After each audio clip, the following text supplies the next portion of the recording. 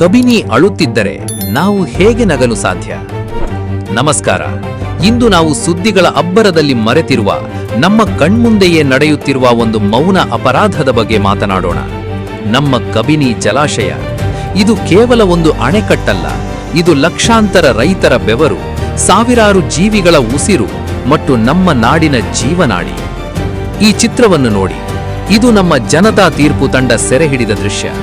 ಹಸಿರು ಹುಲ್ಲು ಹಾಸಿನ ಮೇಲೆ ಹರಿಯುತ್ತಿರುವ ಈ ಕಪ್ಪು ಕೊಳಚೆ ಕೇವಲ ತ್ಯಾಜ್ಯವಲ್ಲ, ಇದು ನಮ್ಮ ಮುಂದಿನ ಪೀಳಿಗೆಯ ಬದುಕಿನ ಮೇಲೆ ನಾವು ಬರೆಯುತ್ತಿರುವ ವಿಷದ ಅಕ್ಷರಗಳು.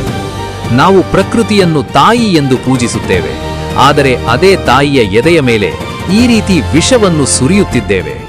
ಇದು ಕೇವಲ ಆಡಳಿತದ ವೈಫಲ್ಯವಲ್ಲ, ಇದು ನಮ್ಮೆಲ್ಲರ ಮಾನವೀಯತೆಯ ಪರೀಕ್ಷೆ.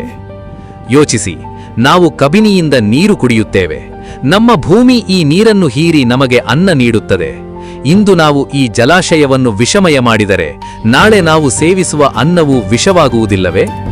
ಮಾನವೀಯತೆ ಎಂದರೆ ಕೇವಲ ಮನುಷ್ಯನಿಗೆ ಸಹಾಯ ಮಾಡುವುದಲ್ಲ, ನಮಗೆ ಬದುಕನ್ನು ನೀಡುವ ಪ್ರಕೃತಿಯನ್ನು ಉಳಿಸುವುದು ಕೂಡ ಹೌದು. ಈಗ ಜನತಾ ತೀರ್ಪು ನಿಮ್ಮ ಮುಂದೆ ಒಂದು ಪ್ರಶ್ನೆಯನ್ನು ಇಡುತ್ತಿದೆ.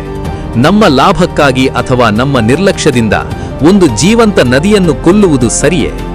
ನಮ್ಮ ಕಬಿನಿಯನ್ನು ರಕ್ಷಿಸಿಕೊಳ್ಳುವ ಜವಾಬ್ದಾರಿ ನಮ್ಮದೇ ಅಲ್ಲವೇ? ಅಧಿಕಾರಿಗಳು ಎಚ್ಚೆತ್ತುಕೊಳ್ಳುವವರೆಗೆ ನಾವು ಮೌನವಾಗಿರಬೇಕೆ? ಕಬಿನಿ ಉಸಿರು ಉಳಿಸೋಣ. ಕಬಿನಿ ಉಳಿದರೆ ನಾಳೆ ನಮ್ಮ ಮಕ್ಕಳು ಆರೋಗ್ಯವಾಗಿ ಉಸಿರಾಡುತ್ತಾರೆ. ದಯವಿಟ್ಟು ಈ ವಿಷಯವನ್ನು ಹಂಚಿಕೊಳ್ಳಿ. ಸಂಬಂಧಪಟ್ಟ ಅಧಿಕಾರಿಗಳಿಗೆ ಪ್ರಶ್ನೆ ಕೇಳಿ. ನಮ್ಮ ಮಾನವೀಯತೆ ಎದ್ದು ನಿಲ್ಲುವ ಸಮಯ ಬಂದಿದೆ. ಇದು ಕೇವಲ ಸುದ್ದಿಯಲ್ಲ, ಇದು ನಿಮ್ಮ ಬದುಕಿನ ಪ್ರಶ್ನೆ.